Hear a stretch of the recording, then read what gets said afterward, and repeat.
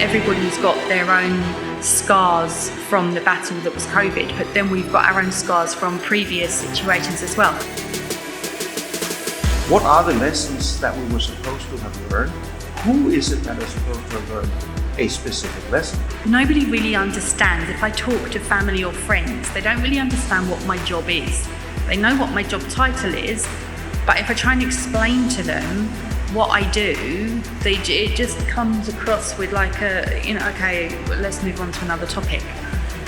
But I think when you look at the pandemic, what it did was it highlighted the actual importance of the supply chain and logistics industry.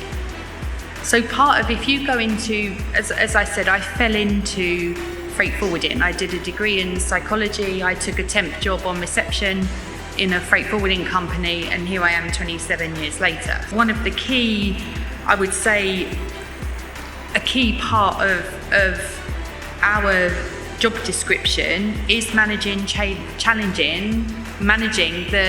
challenges, the daily risks, the daily challenges that we have in the industry. So if something happens and if something's just happening, you don't really think about it, right? One of my granddad's favourite saying was, if you haven't got a leak, you're not going to bring a plumber, you're not going to fix it, because you don't think about it. It just happens. But I think what we showed, and I go back to this resilience, when we had to change from having everybody in offices to everybody home working, we did it like that because we had to do it.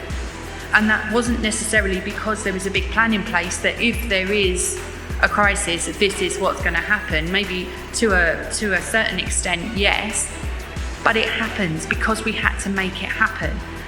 And I think, and yes, when we move forward with automation and we look at the sustainability agendas, because it's not just about a rate now, it is about partnerships. It's about how can we look at sustainability together when we look at ESG's agenda. But it's about coming together and creating the new normal, taking the lessons that we learned, what went well, what could we change? If such a thing happened again, what would we need to do?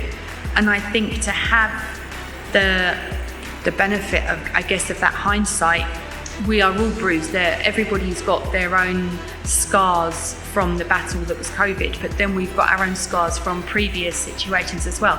We were talking this morning about the situation in the Suez, right? Where the industry was severely impacted and there was a potential crisis again this morning, but now it's moving. So I think, yes, we do learn, and we are, as Robert said at the beginning, every day is a school day. We learn every day. So yes, we've learned a lot of lessons, but we also continue to learn as well.